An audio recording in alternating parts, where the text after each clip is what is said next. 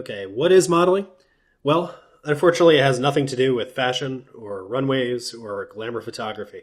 No, if you're looking to get into that kind of modeling, I'll encourage you to seek instruction from someone other than myself. No, modeling can be thought of as a simulation or a graphical illustration of requirements or solutions. We use models for many different purposes. Sometimes we create them to illustrate concepts or to simplify topics for stakeholders or for ourselves. Sometimes we use them to predict outcomes. That's called predictive modeling. We also use them to validate requirements or even to find new requirements that we might have missed. We can additionally use them to understand our organizational or stakeholder needs. There's all kinds of different reasons for modeling, and modeling is really one of the most important areas of business analysis. Accordingly, we're going to spend a good amount of time discussing two particular types of modeling in this lecture. The first of them is use case modeling. A use case is simply a description of an interaction between users and systems.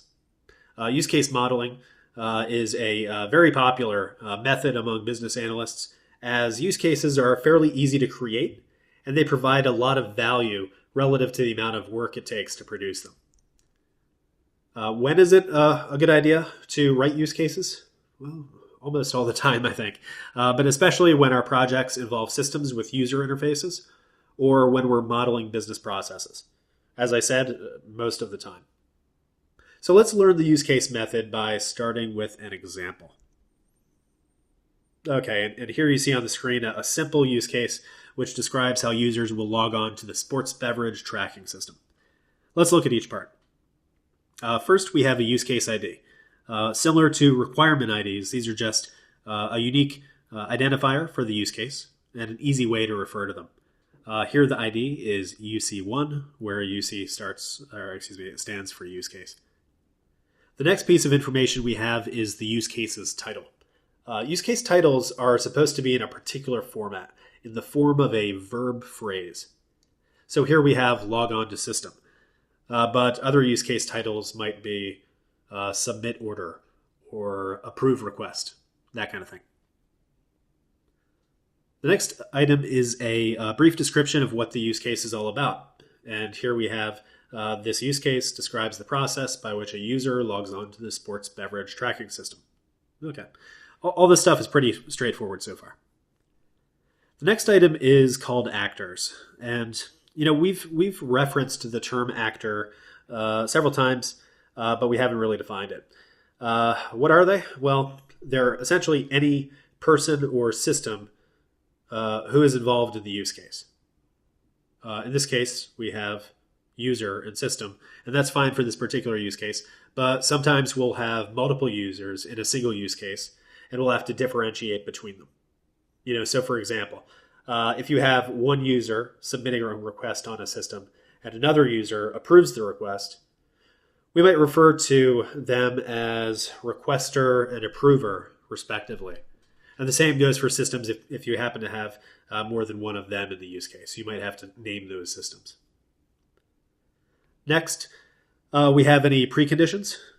Preconditions, they describe the status of the system before the use case starts. In this case, we have two. The user profile is already set up in the system, and the user is not currently logged on. Okay.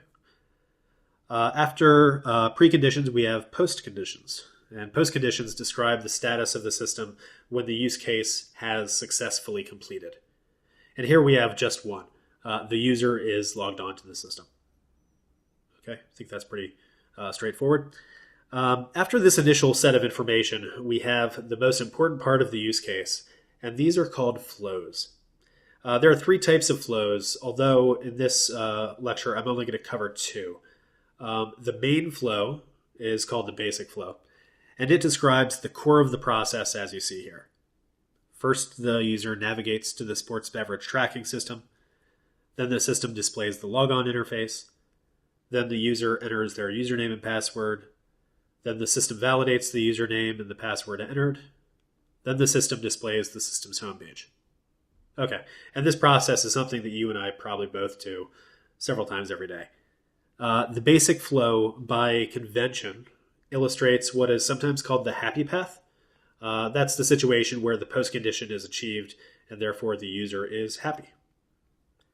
But I think we all mess up enough to know that sometimes you enter the wrong username or the password, and in those situations, the system isn't supposed to let you in, right? And that's why we have the alternate flow here. Alternate flows illustrate the other situations where the user's goal is not immediately achieved.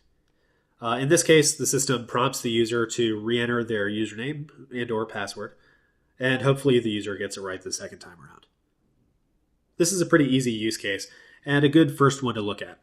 You'll undoubtedly be coming up with your own use cases soon, and they'll almost certainly be more complex than this one. Typically, we don't write a single use case. Usually there's a whole collection of them. For the sports beverage tracking system, for example, we would probably have another use case like run report. And that use case would describe the process by which a user runs a report, just like it sounds. I guess the big question is, how do we know what use cases to write?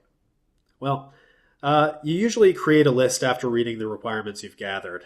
So, for example, if you have a requirement that says the system will only enable authenticated users to run reports, you can see that a function of the system has to be there to enable a user to be authenticated, and also another one to run a report. So that kind of thing. It usually comes out of the requirements. Thinking back over the projects I've worked on, I'd say most of them have probably required use cases to be developed, maybe 2/3, maybe 3/4, something around there. The average number of use cases per project, I would guess, is probably around 10 to 15. But I've had projects with as few as, let's say, 3 use cases, and probably as many as 40 or 50 with more complex systems. That's a lot of use cases to manage, and so I always recommend that you include a use case diagram as well. Use case diagrams are super useful. I love them. They immediately give the reader a quick summary of what the system does by its functions. And let's make one real quick. We can make one for the sports beverage tracking system. The first part of a use case is what's called the system boundary, and it's a big rectangle that looks like that. It represents the system. Anything that the system does goes inside the boundary. So you can think of that rectangle as defining the scope of the system. The individual use cases are then represented as oval shapes, and they contain the use case ID and the use case name, just like this. Actors, they're the third part of the diagram, and they're represented by stick figures like this. Note that we don't put a stick figure for the system, usually, because we already have that big rectangle, which represents the system boundary. However, if you end up writing use cases with more than one system actor, it makes sense to add those other systems as stick figures as well. Finally, we have associations between the use cases and the actors that are involved in them, and those are just represented by lines there. These associations are really important as they show which actors are involved in which use cases.